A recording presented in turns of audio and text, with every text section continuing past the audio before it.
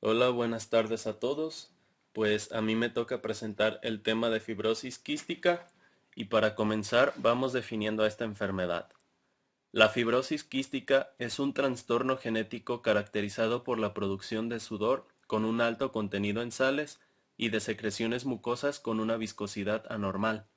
Esta enfermedad va a afectar a las células que producen moco, sudor y jugo digestivo.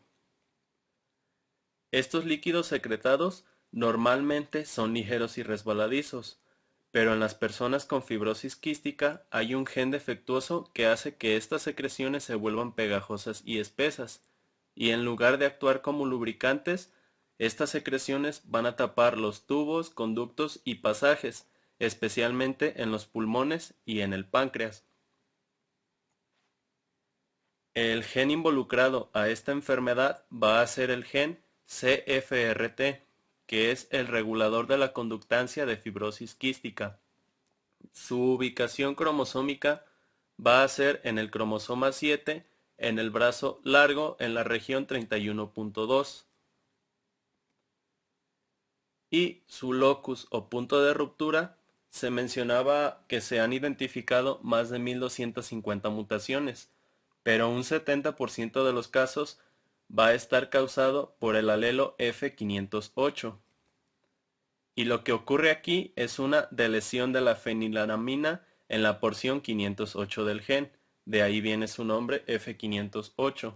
Aquí podemos ver en la imagen que hay una delesión de un triplete donde debería de ir una fenilalamina y no la hay. Entonces, lo que va a pasar es que no se va a producir esta fenilalamina que nos va a ser de importancia para la producción de una proteína. Bueno, y esta proteína que les menciono es la proteína CFTR, que es una proteína de canal que regula la salida de iones cloro a través de la membrana.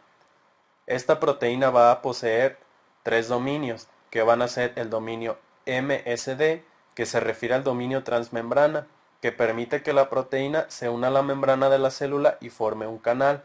Y aquí tenemos el dominio tanto MSD1 como MSD2. También tenemos el dominio NBD, que es el dominio que se une a los nucleótidos. Estos dominios lo que nos van a permitir es la hidrólisis de la ATP. Entonces, una vez que se hidroliza este ATP, se abre el canal y pueden salir los iones de cloro. Y también tenemos el dominio R, que va a ser el regulador de los NBD. Este como tal va a regular la actividad del canal. Aquí tenemos nuestro dominio R, que va a ser activado por proteínas quinasas para que se abra el canal y puedan salir los iones cloro.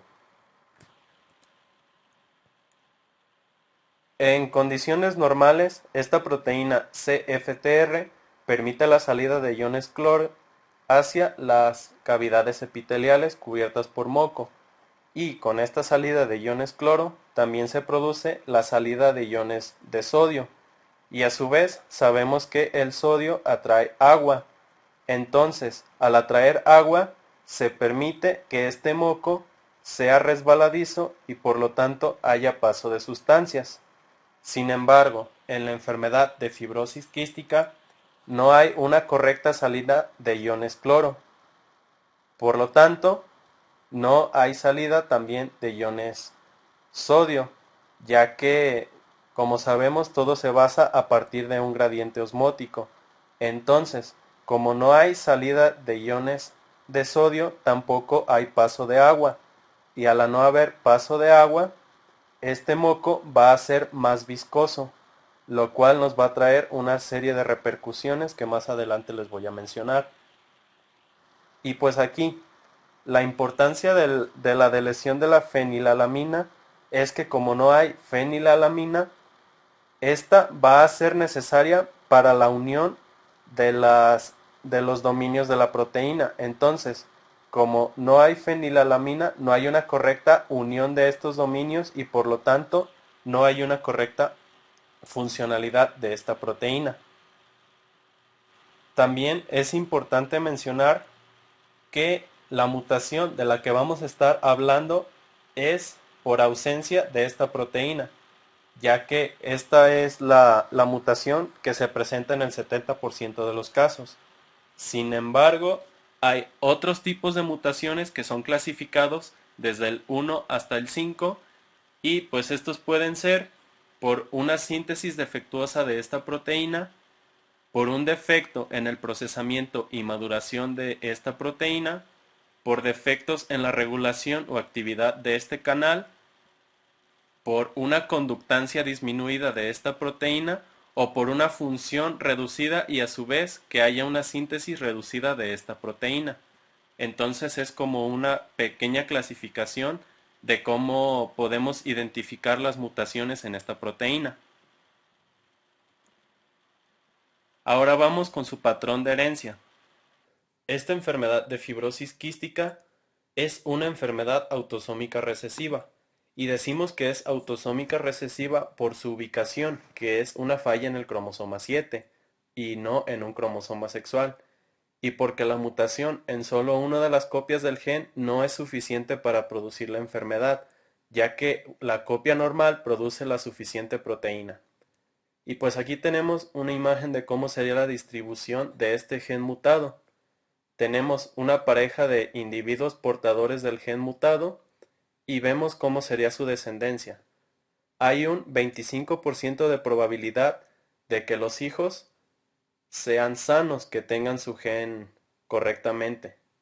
Tenemos un 50% de probabilidad de que los hijos sean portadores de este gen defectuoso. Y tenemos un 25% de probabilidad de que el individuo se enferme por tener este gen defectuoso. Ahora pasando con la incidencia, se mencionaba que es más común en los individuos caucásicos y que la incidencia va a ser variable y menor común en poblaciones asiáticas y africanas que en las europeas y norteamericanas. Por mencionar algunos ejemplos, en Europa se decía que 1 de cada 3.000 nacimientos, en Irlanda 1 de cada 1.400 y en Finlandia 1 de cada 25.000 nacimientos. Y pues también, según la Asociación Mexicana de Fibrosis Quística, en México se presentan cada año alrededor de 350 nuevos casos. Aquí tenemos también una imagen de cómo sería la incidencia de esta enfermedad en varias regiones del mundo.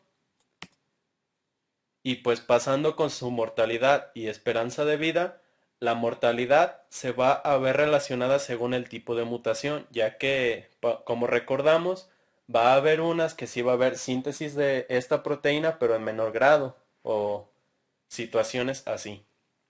Y pues también va a tener que ver mucho la edad con la cual se diagnosticó la enfermedad para poder ser tratados estos pacientes y también la infraestructura del país para el manejo y seguimiento de estos pacientes.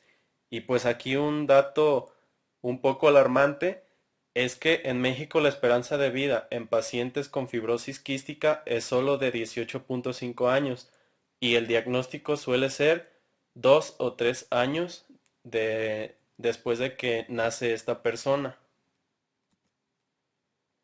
En su etiología, la fibrosis quística se va a caracterizar por alteraciones en esta proteína CFTR, que va a jugar un rol en la regulación hidroelectrolítica de membrana, lo que provoca cambios en las características de las secreciones exócrinas.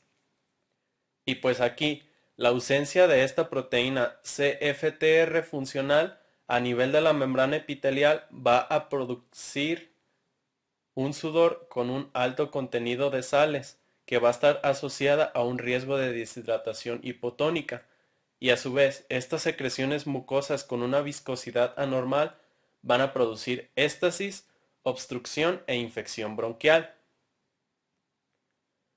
Ahora pasando con su fisiopatología, pues como tal el motivo va a ser un defecto genético en la proteína CFTR.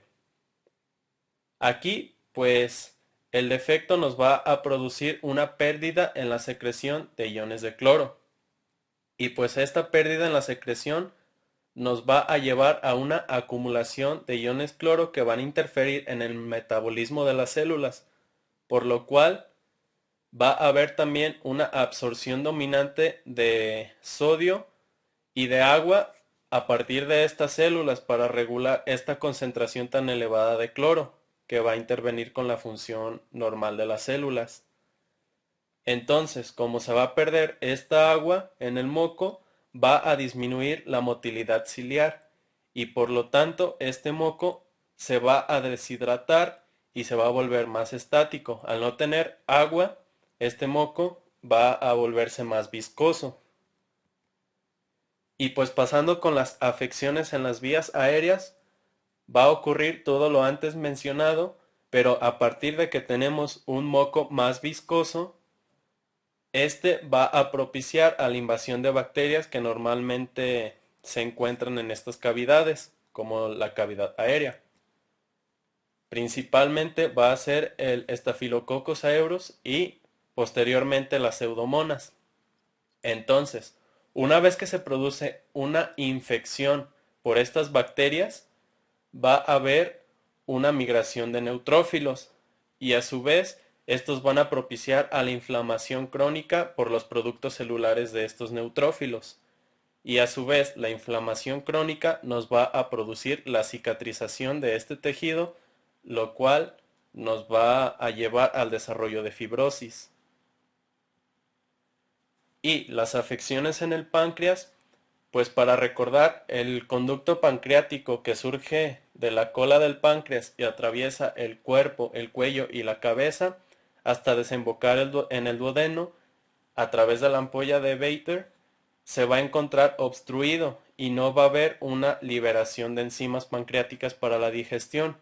Entonces, como el páncreas va a estar obstruido, va a haber una acumulación de estas enzimas pancreáticas que nos ayudan para la digestión, por lo cual se va a producir una pancreatitis y a su vez esta pancreatitis nos puede ayudar a desarrollar diabetes.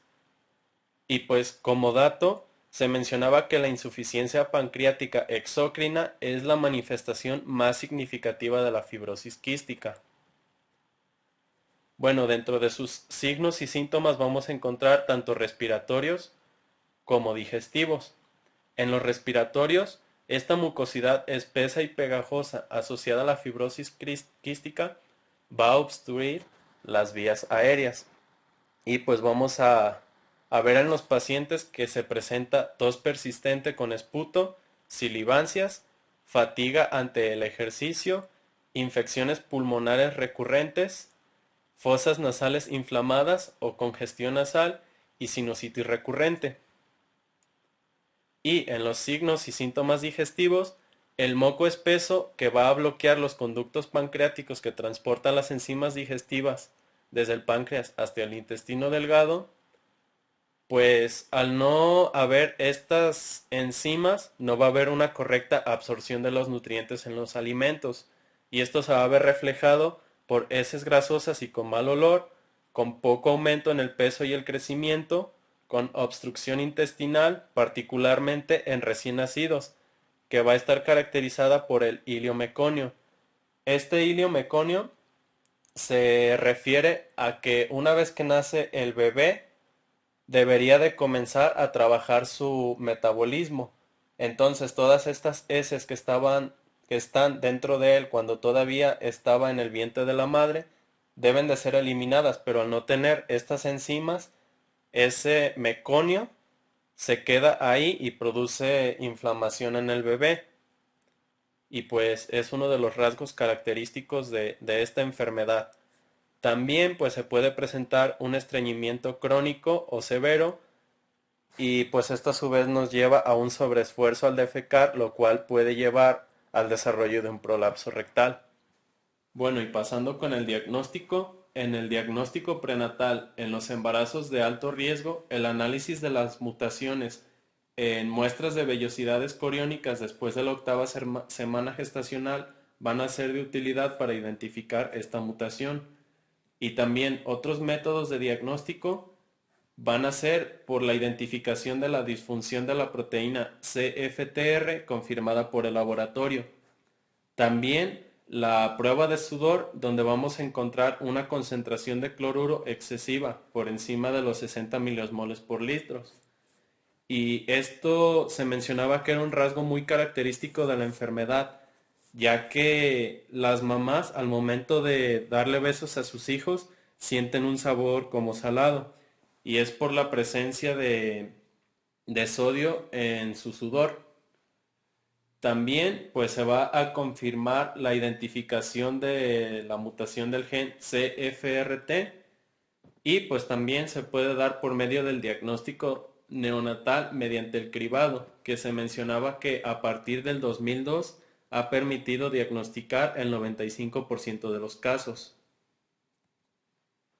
Pasando con el tratamiento, pues vamos a tener el drenaje bronquial, los antibióticos de amplio espectro, esto para las alteraciones en vías aéreas, y también en las alteraciones pancreáticas vamos a tener el reemplazo de enzima pancreática con suplemento de vitaminas y calorías para mejorar la digestión y la nutrición, y también moduladores de CFTR que van a restaurar parcialmente la función del canal de cloruro en aproximadamente el 90% de los pacientes. Y pues ya para terminar, les quise agregar este libro que habla un poquito de cómo es la vida de las personas con fibrosis quística, y pues ya de mi parte sería todo.